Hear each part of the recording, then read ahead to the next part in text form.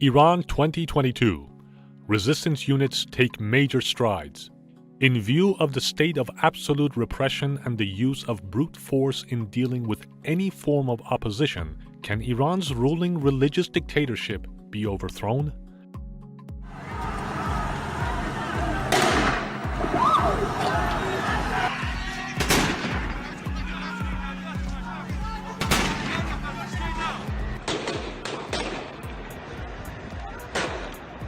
The regime celebrated the anniversary of Iran's 1979 anti-monarchical revolution in February at a time when, following 43 years of ruling with an iron fist, the mullahs are facing crises from all directions, most notably at home. Iran has been the scene of 8 uprisings since 2018, with protesters openly calling for the regime's overthrow. In 2021 alone, there were 3 major uprisings.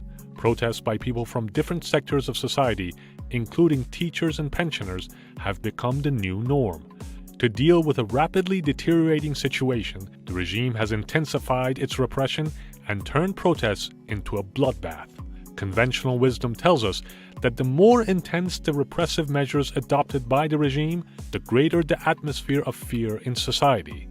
On January 5, 2022, the regime unveiled a 6-meter-tall statue of Qasem Soleimani, the eliminated commander of the IRGC's terrorist Quds Force, in the main square of Shahr-e-Kurd, a city in central Iran. The statue was set ablaze the same night by resistance units members. On February 9th, resistance units members seized control of loudspeakers in Mashhad's largest bazaar, airing the chants of "Death to Khamenei" and "Viva Rajavi."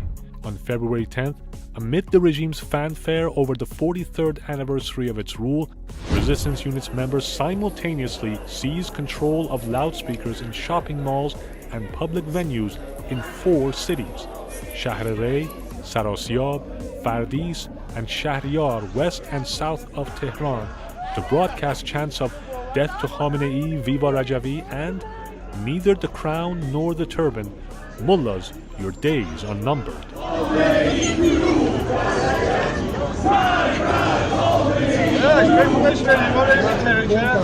On February 15th, in a coordinated campaign, resistance units members set fire to government-installed banners containing images of Ali Khamenei, Khomeini, and Qasem Soleimani in various cities.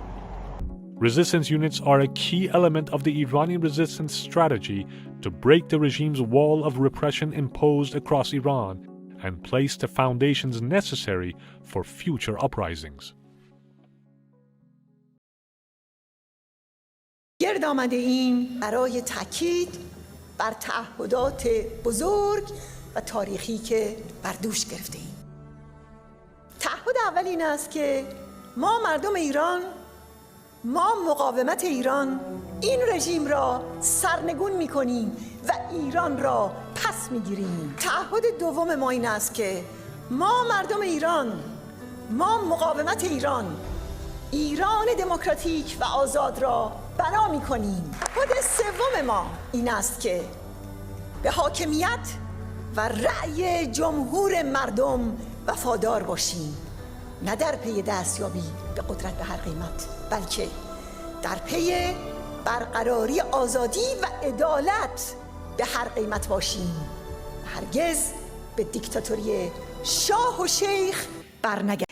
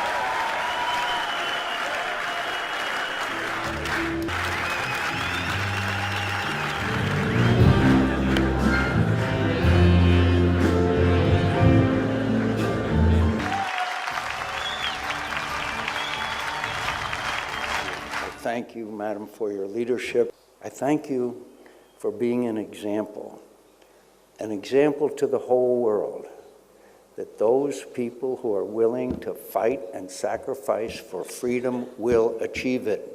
And you are an example to everyone in the world that's struggling for it.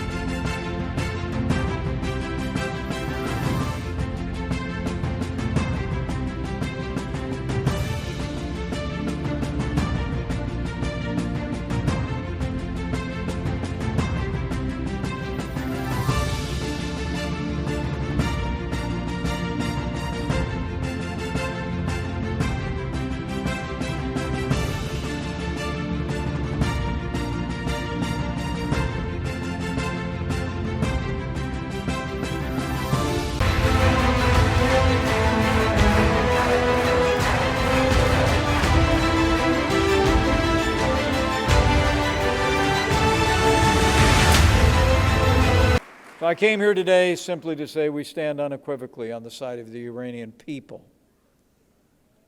You know, one of the biggest lies the ruling regime has sold the world is that there's no alternative to the status quo.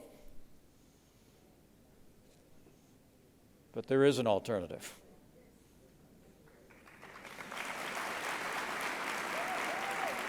Well organized, fully prepared, perfectly qualified, and popularly supported alternatives. And let me thank Maryam Rajavi and all of those gathered here at Ashraf 3 for offering hope to your people in Iran.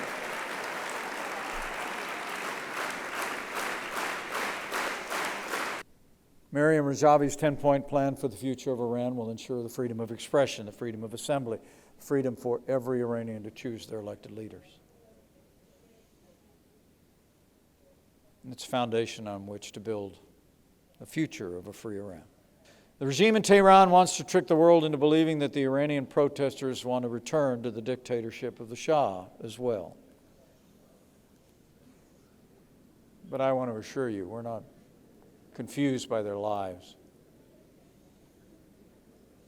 So let me ask you all right here, for all the world to hear.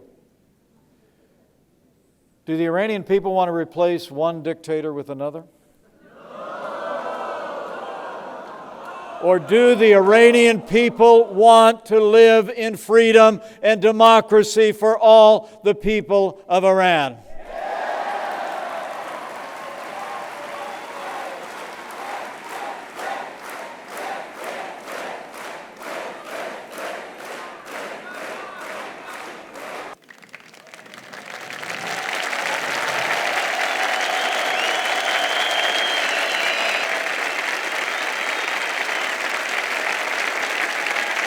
It's a rare opportunity to be able to speak before so many patriots who have given so much for the nation that they love. I know and saw at the museum over 1,000 political prisoners of the theocratic regime are gathered here today. The things you have suffered in the name of freedom reminds us of what our country was founded on, to defend and secure so many years ago. And it's special. It's special to be here with you. I want to also recognize President-elect Maryam Rajavi. It is under her leadership that the National Council of Iran is laying the groundwork for a free, sovereign, democratic Republic of Iran. A serious missing factor in U.S. policy towards Iran has been the lack of political support for the organized opposition. The regime in Tehran